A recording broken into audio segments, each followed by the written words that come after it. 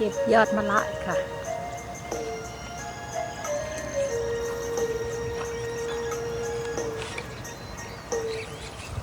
กัน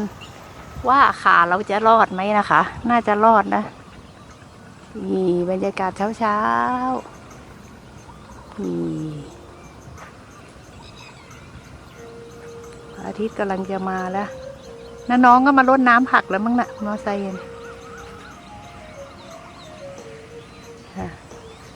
เดี๋ยวเราจะไปเก็บชะอมกันขอชะอมย่าหมูกันย่าหมูเก็บคนนี้ก็ใช้กระบวยนะคะรดน้ำผักย่าหมูเดี๋ยวเอาน้ำเงี้ยวก่อนกลับเด้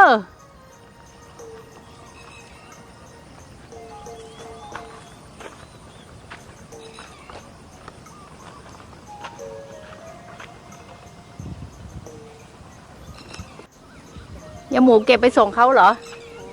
ไปส่งแต่เช้าเลยเหรอยังเนี่ย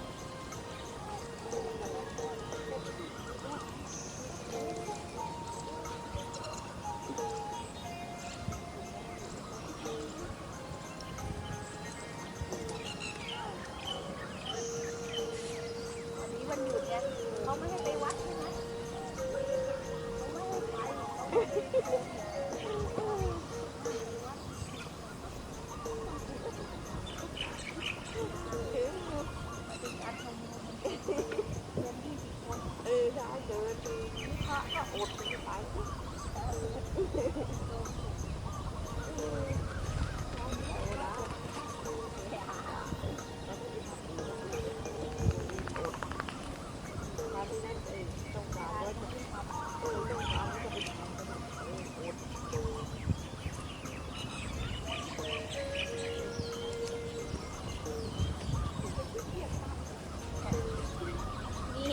ย่าหมูไปส่งเป็นกิโลหรือว่าเป็นกรัมนะ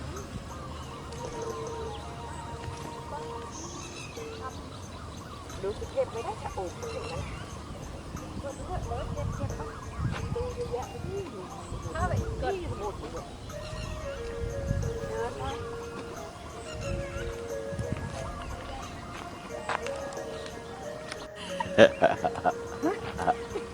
ไม่มีไอ้นี่ไอ้อ้วนไม่มาเข้านี่นะเป็นนางเอกมิวสิกให้หน่อย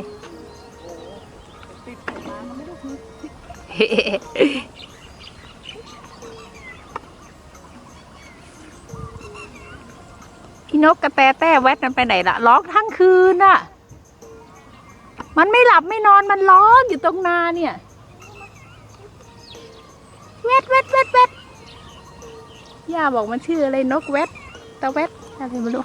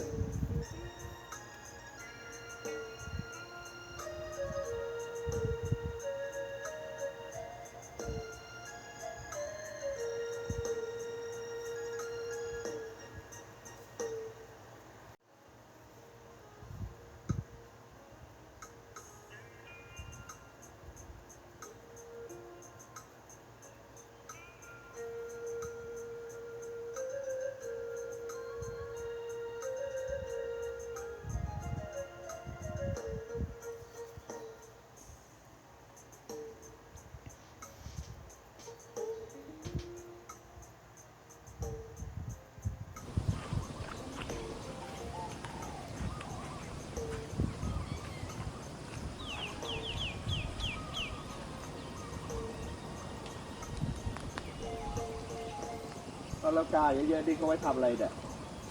เนี่ย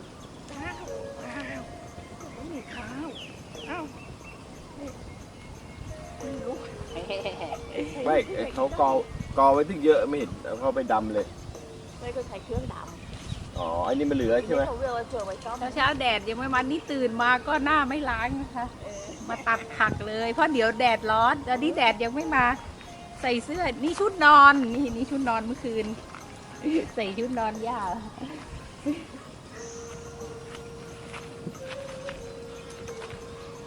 ย่าว่าดูไอ้นี่ ถ้ามันใบแก่เราก็ตัดมันทิ้งไปเลยนะหมูทิ้งได้เนาะมันจะได้แตกใช่ไหมคะตัดมันทิ้งมันจะได้แตกใช่ไหมเอาใบมันเป็นปุ๋ยไปโคนต้นยิ่งตัดยิ่งแตกค่ะ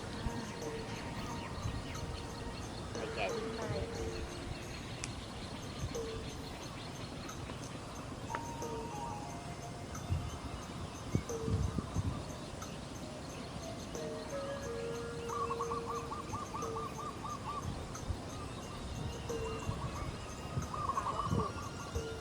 หัวเอาขาเหลืองปลูกไหมปลูกไว้ตรงนั้นละเต็มเลยขุดมาจากบ้านศรีราชามันรก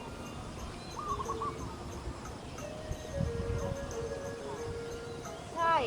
ขายังรกเลยมันเป็นแพรใหญ่ๆหนูตัดทิ้งไปหลายรอบแล้วตอนนี้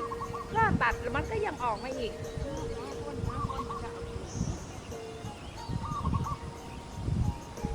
ใส่ถุงดำมาเลยต้องรีบมาไงเอาขามาปลูกไม่รู้จะรอดเปล่าปลูกคันนั้นอ่ะ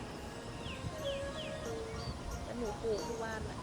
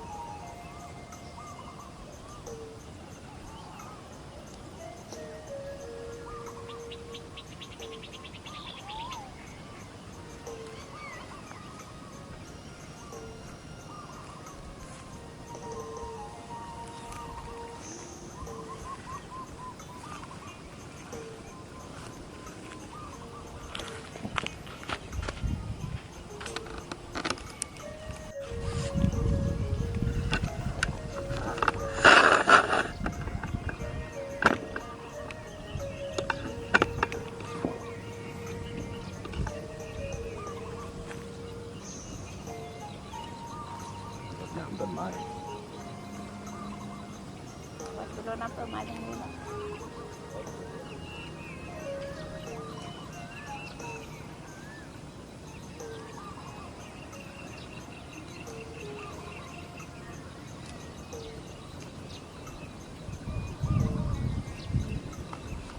ล้นตะกร้าเลยแ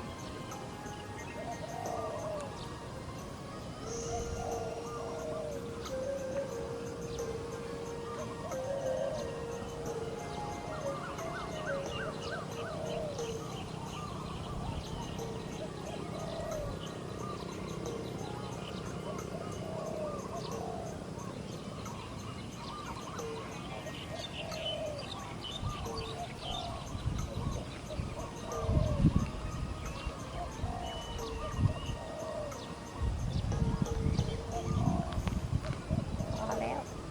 ว ว้าวเพียบเลย เดี๋ยวไปเก็บผักบุ้งกันต่อ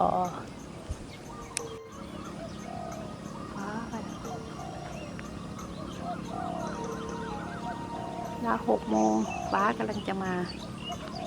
ฟ้ากำลังจะสวยนะคะฟังเสียงนกค่ะ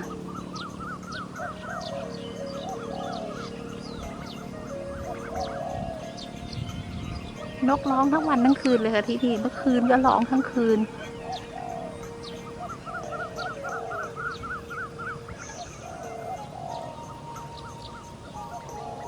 นกเขาร้อง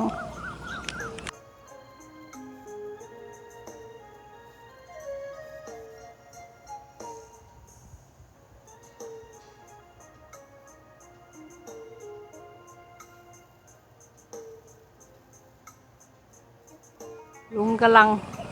รดน้ำมะม่วงค่ะย่าปลูกมะม่วงไว้เต็มเลยมะม่วงน้ำดอกไม้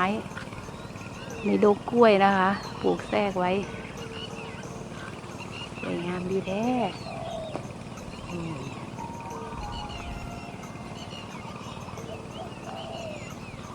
ชะอมเต็มเลยค่ะเช้าต้องรีบรดน้ำเดี๋ยวมันร้อนไงขาหมู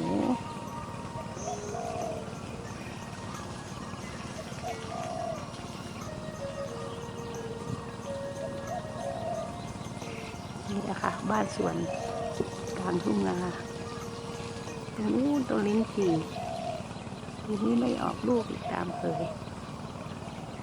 เพราะอากาศไม่หนาวค่ะ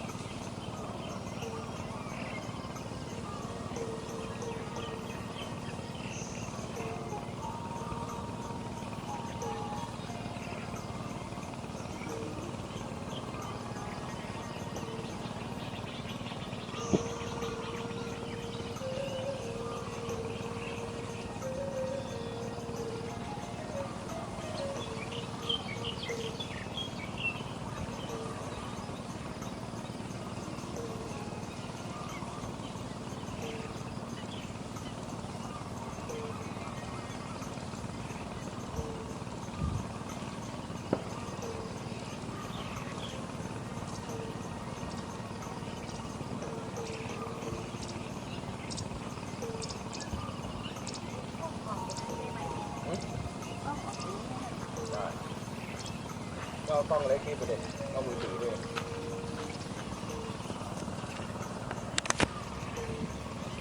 เอามือถือนี่ไปเด็ด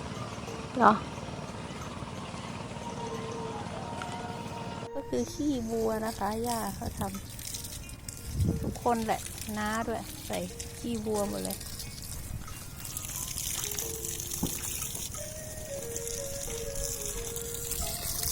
ทำงานดีๆ4 วันบาททำขาดบาท4 วัน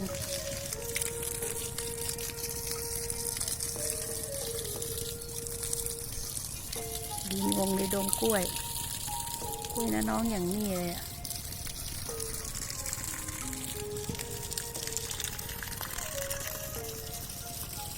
นาสวนผสมเยอะมากชะอมนี่ได้ขายตลอดปีเลยเนาะ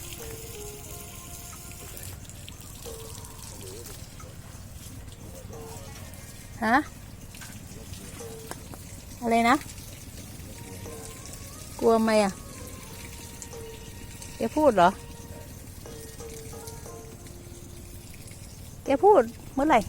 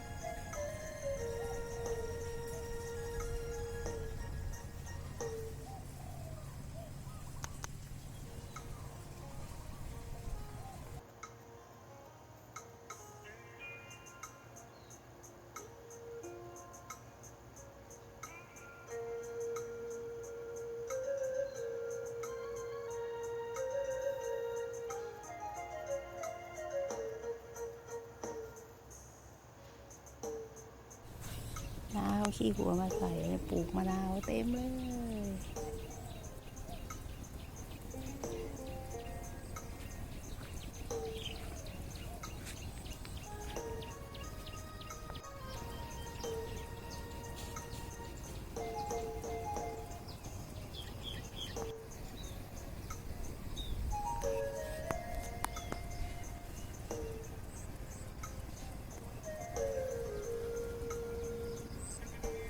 นี่ค่ะถ้าใบมันแก่แล้วฟันทิ้งอย่างนี้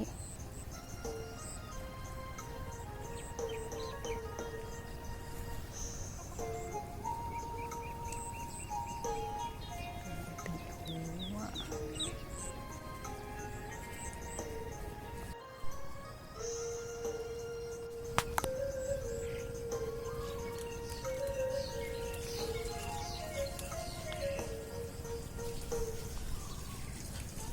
กล้วยเรื่องกล้วยเยอะนี่กล้วยหอม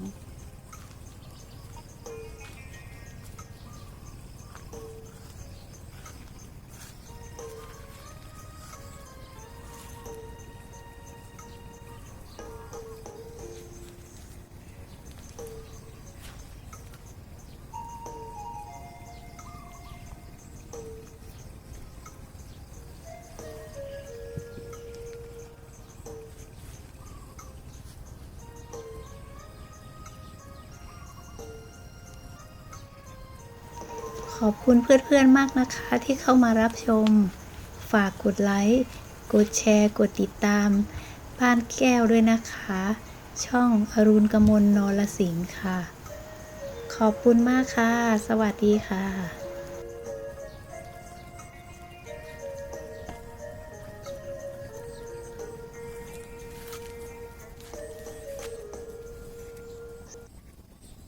กล้วยนะคะตอนนี้แวดล้อมไปด้วยกล้วยเลยค่ะว้าวกล้วยหอมเยอะมากนะคะตรงนี้อีกเครือนึงมะละขี้นกมันขึ้นอยู่ทั่วไป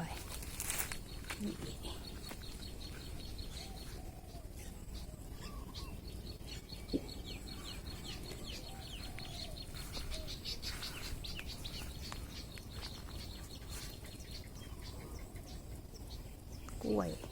เรื่องของกล้วยที่ไม่ใช่กล้วยคืออันนี้เป็นของเรานะคะ ตัดดีๆตัดกล้วยหอมแล้วกรุงเทพกันอุ้ยเกือบล่วงบอกแล้วตั้งไว้ดินก่อนเอานี่ลงไปยางจะได้หยดลงตรงนั้นเป็นนี่นะเช็ดด้วยเช็ดมีดกับพื้นด้วยยางนี่เรื่องกล้วยที่ไม่กล้วยค่ะ